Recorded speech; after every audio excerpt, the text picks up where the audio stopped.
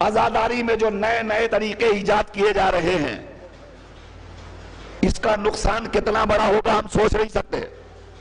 صدیاں گزر گئی، ہمارے بزرگوں نے عزاداری کا جو سلسلہ قائم کیا تھا اس میں آگے آگے علم مبارک، تو علم کی شکل یہ ہوتی تھی کہ ایک پرچم ہوتا تھا، ایک پنجہ ہوتا تھا، ایک پٹکا ہوتا تھا، اور اس پہ خوشبو کے لیے ایک ہار آویزاں کر دیا جاتا تھا، اور لوگ اس پرچم کو شان کے ساتھ آگے آگے لے کے چلتے تھے، اور جو عزادار آتا تھا اس پرچم کو دیکھتا تھا، زیارت کرتا تھا۔ سلسلہ صدیوں سے چلا آ رہا ہے، مگر آج جیسے شیعت تقسیم ہو رہی ہے، جیسے مسلمان تقسیم ہو رہے ہیں، ویسے ویسے تبرکات بھی تقسیم ہوتے جا رہے ہیں۔ اب آپ جائیے اور دیکھیے تو یہ علم جسے ہمارے بزرگوں نے شان و شوکت کے ساتھ ہمارے حوالے کیا تھا، اس کی بھی نئی نئی شکلیں بنائی جا رہی ہیں۔ یہ تابوت جسے دیکھ کر ہمیں یہ احساس ہوتا تھا جنازہ نہ اٹھ سکا تو تابوت اٹھ رہا ہے، اور اسے دیکھ کر ہماری آنکھوں میں آنسو آتے تھے، مگر آج شبیہ تابوت کی شکل کیا ہے؟ عزیزو، میں ایک جملہ کہنے میں مجھے کوئی تکلف نہیں ہے، اب جو شبیہیں بنائی جا رہی ہیں وہ دیکھنے کے بجائے ان پر سے نظریں پھیر لینے کا دل چاہتا ہے۔ ممکن ہے کوئی کہے مجھے گستاخ، تو میں اس گستاخی کا الزام برداشت کرنے کے لیے تیار ہوں، مگر پہلے سنیے کہ واقعی ان شبیہوں کو دیکھ کر منہ پھیر لینا چاہیے یا نہیں۔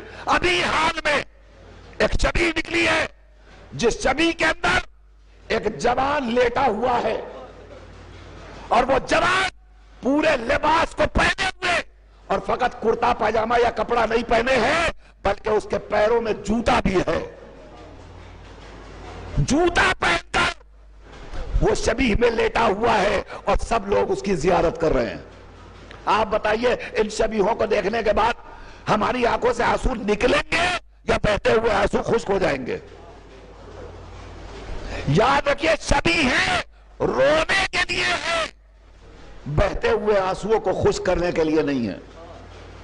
عقل سے کام لیجئے، شعور سے کام لیجئے، عزاداری کو عزاداری رہنے دیجئے، نئی نئی چیزیں اس میں پیدا نہ کیجئے۔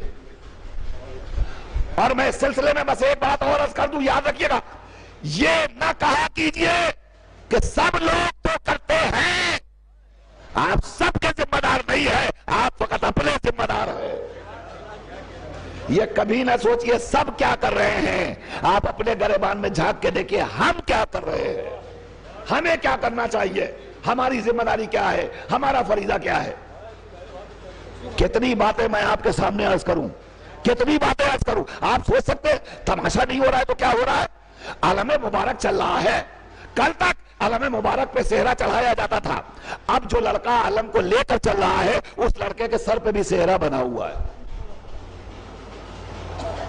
آپ غور کیجئے، آپ فکر کیجئے، آپ سوچئے، کیا یہ باتیں شایان شان ہیں عزاداری کے؟ کیا یہ باتیں قابل قبول ہیں؟ ممکن ہے کسی کی نظر میں حرمت کا سبب نہ ہو یہ باتیں، مگر میں اسے درست نہیں مانتا۔